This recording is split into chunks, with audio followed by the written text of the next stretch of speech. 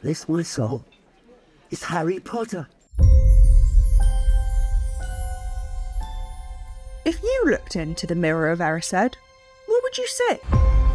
Yourself at a Hogwarts feast? Of course. Or J.K. Rowling before her Umbridge era? Would you Griffin-adore to host a magical dinner? Yes, of course. Well, we've made all the food from Harry Potter and the Sorcerer's Stone. The what? Excuse me, it's The Philosopher's Stone. so you can watch the movie and eat along with Harry. Bloody hell. From chocolate treats to birthday sweets. We'll take the lot. Get ready to brew glory. And ensnare the senses. Join the boy who lived. Come to DINE. Let the feast begin.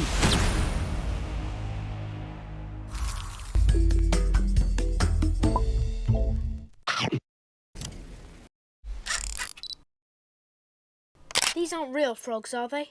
It's just a spell. Besides, it's the cards you want. Each pack's got a famous witch or wizard. I've got about 500 myself. Watch it! Oh, that's rotten luck. I've only got one good jump in them to begin with. I've got Dumbledore. I got about 6 of him. In the world of Harry Potter, it only makes sense that sweets come first. So we're kicking off our Hogwarts feast by making chocolate frogs with a magical surprise inside. Cool. You're going to need a mould to make these. How do I get it? You can pick up this set with a mould, boxes and chocolate frog cards for about 15 quid. The set we're using is linked in the description box below this video. Essential bit of equipment, Harry. Grab yourself 350 grams of milk chocolate, pop 250 grams in a heat-proof bowl, and finely chop the rest and put it aside for later. Wicked. We're going to slowly melt this chocolate over a bain-marie. If you're too ferocious with the heat, the chocolate's going to seize up. I don't understand. Is that bad? It's bad.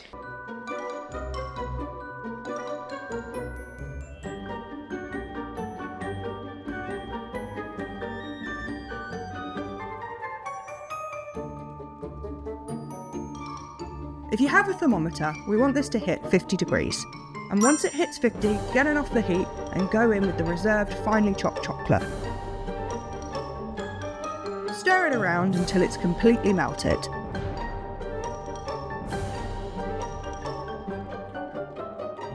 We're doing a kind of cheats temper here. We're going to end up with glossy chocolate with a better snap than if we skip this step, but without the headache and precision of a full temper. Thank you. Scoop the chocolate into the mould, making sure you push it right into all the nooks and crannies.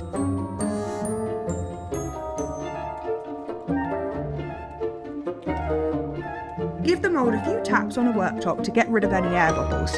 Have a peek underneath and see if you need to encourage the chalk into any divots or work out any air bubbles. Tip the mould over a tray and allow any excess chocolate to drip off. I want to hide a little surprise inside the frogs, so I want to create a cavity in the centre. Scrape off any excess with a palette knife. This will give us a nice thin layer on the bottom of the mould. Pop the tray into the fridge for about 5 minutes until the chocolate solidifies.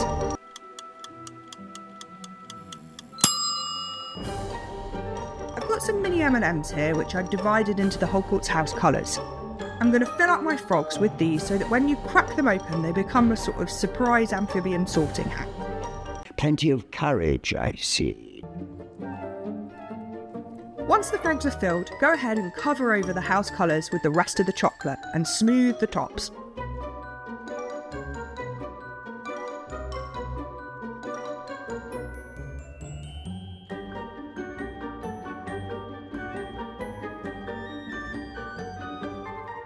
These need to set up in the fridge until they're completely solid. If you put these in the fridge, the chocolate will shrink a little, so it's going to be easier to remove the frogs from the moulds. The shanks. If you want to make these really special, you could make each of your guests their own personalised chocolate frog place card. Disclaimer, no dogs ate chocolate in the making of this video. Lucky we didn't panic. And that's it! The perfect magical morsel to kick off our feast. Be sure to eat them up quickly before freedom comes hopping. Oh, it's rotten that. Your attention, please. Let the feast begin.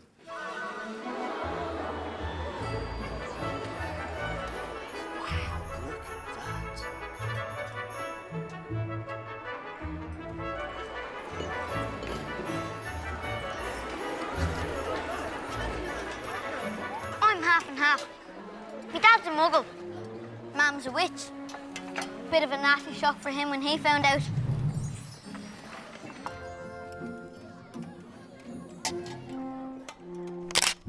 For our crown, we need 2 French-trimmed racks of lamb that have 6 to 8 ribs each. French-trimmed just means that the bones have been cleaned up like this. You can get your butcher to do this, or you can buy it pre-prepared in some supermarkets. Not in the restricted section. Pat dry the meat and then coat it all over in olive oil. Season generously with black pepper and salt. To get more bang for my buck, I'm using a smoked salt. That's something good tonight, Wedger.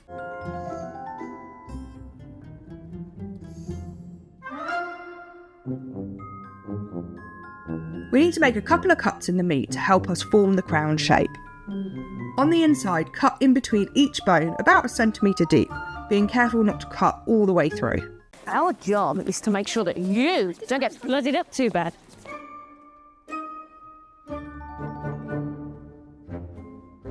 Then along the base of each rack, just below where the bone begins, we need to make a shallow incision all the way across. Grab yourself a glass and use it to help you prop the meat up, rib side out to form a crown shape.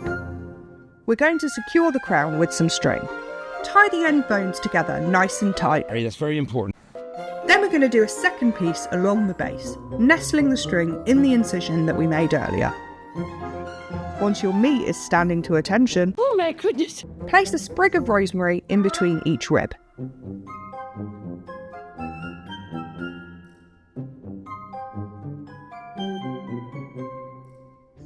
Get this baby onto a baking tray. To prevent them from burning, we need to cover the ends of the bones with little tinfoil hats. I thought that was a joke. This needs to roast for about 20 to 30 minutes in a 200°C fan oven.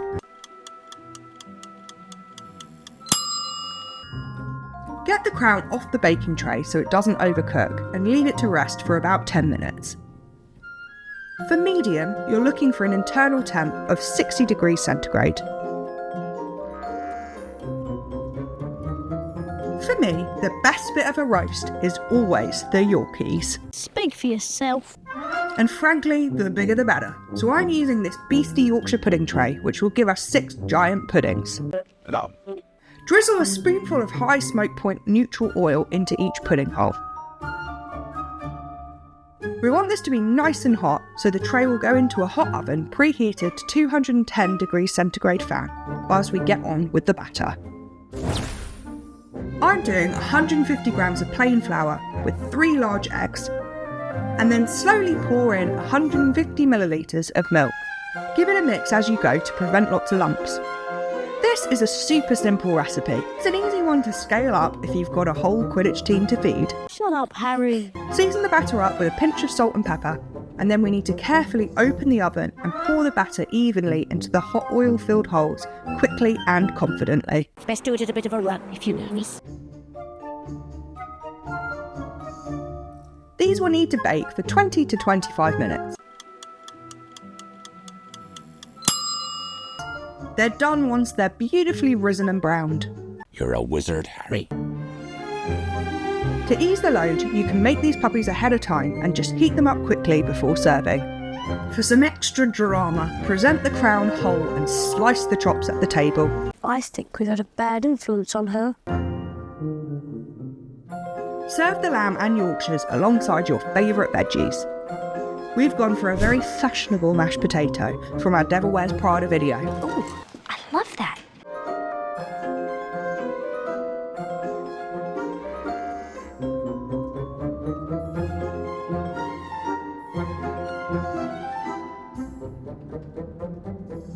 and a drizzle of a luscious red wine sauce.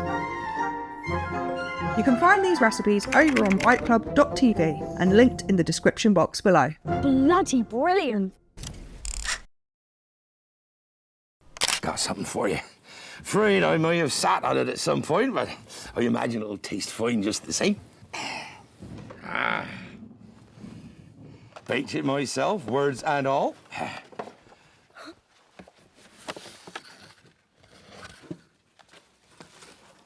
Thank you. It's not every day your young man turns 11 now, is it? Hey? For this version, I'm going to go slightly smaller and taller than Hagrid. Oh dear.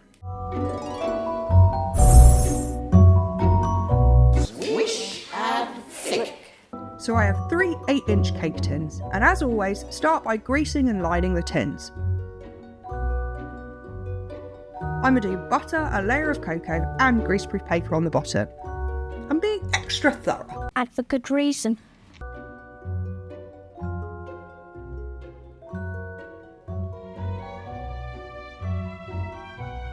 Stick the prepared tins to one side and let's get to the dry ingredients. We need 300 grams of plain flour, 75 grams of cocoa powder, a teaspoon of baking powder, the same of bicarb, and half a teaspoon of kosher salt. Sift those together.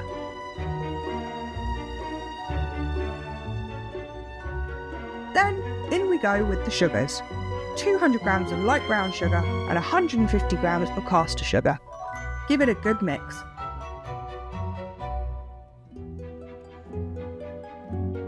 The brown sugar will give us great flavour and a moist sponge, and the white will keep it light. The subtle science and exact art that is potion making. Next, the wet ingredients. Measure out 250 millilitres of vegetable oil. This is going to give us a super moist sponge. Then drop in 3 large eggs.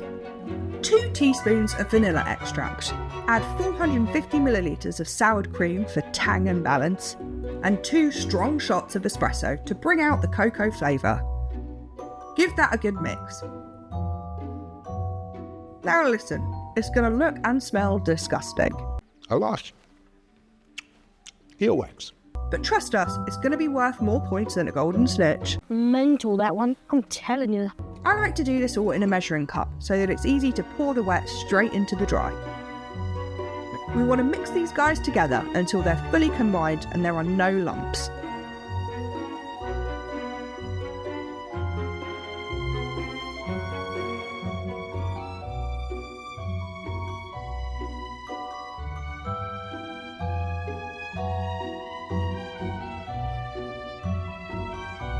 Divide the batter equally between the cake tins. If you want to go full Hermione, then weigh it out so that they're exactly the same. Leave it to me. These will need 25 to 30 minutes in a 160 degrees centigrade fan oven. Leave the cakes to cool in their tins for 10 minutes and then get them out and pop them onto a wire rack to cool completely.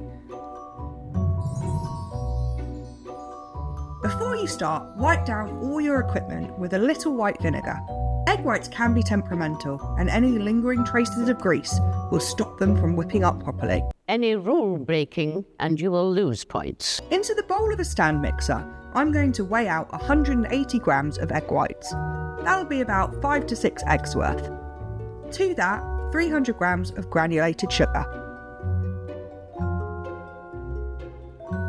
We're going to pop this over a pot of simmering water.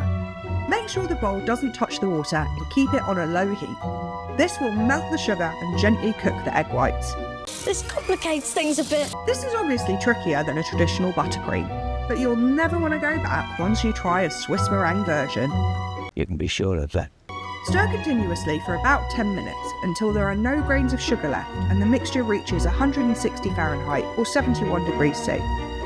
When you hit temp, quickly transfer the bowl to the stand mixer and using a whisk attachment, begin whisking whilst the egg whites are still warm. This is going to need about 10 minutes on a medium speed.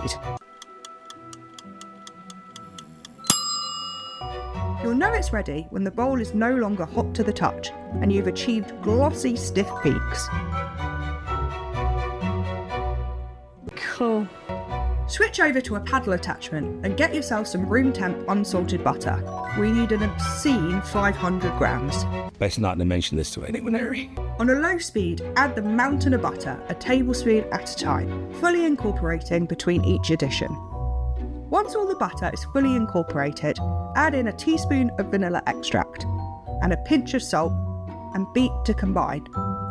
You'd make a fair beater. Remove about 40 grams of frosting. This is going to be for the lettering, so it needs green food colouring added, a little at a time until you reach the perfect shade. That's it! Get that into a piping bag and set it aside. The rest of the frosting needs a colouring treatment until we get to Hagrid's perfect pink. Add in 6 tablespoons of freeze-dried raspberry powder and beat to combine. This is going to give us an amazing flavour and a little hint of colour. Then add in pink food colouring, a little at a time until it's exactly the right pink to make Hagrid wink. Hey. It's best to use a gel-based food colouring as they provide stronger, more vibrant colour without adding as much moisture as liquid ones, which can affect the texture of your buttercream. Thought you ought to know.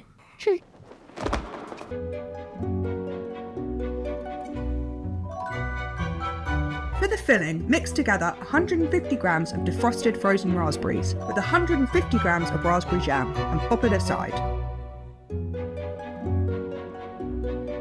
Cut 2 centimetres off the end of the piping bag with the pink icing and pop a small blob in the centre of a cake board to fix everything down so that the sponge isn't holding on for dear life. Pipe a circle of pink frosting around the perimeter of the sponge to create a wall. Then using a palette knife, spread a thin layer of additional frosting, about half a centimetre thick, over the centre, leaving the wall of frosting intact around the edge. You're safe. Spoon half of the raspberry filling into the centre and spread it around evenly. Place the next layer of sponge on top and repeat. Pop on the final layer of sponge and then cover the whole cake in a thin layer of pink frosting to create a crumb coat. She needs to sort out her priorities. We're going to leave this to set up in the fridge for about half an hour. Take the remaining pink icing and spread it all over the top and sides of the cake to completely cover it. Thankfully, this doesn't need to be super smooth. If we want it to look like Hagrid's, it should be a little rustic. Sorry about that. Use a toothpick to mark out Harry's B-Day message on top. This helps to make sure you spell it right. Or wrong. Well, wrong is right, you know? No, definitely not. This way, if you make a mistake, you can smooth over the top and just start again. Then pipe the green frosting over your guide.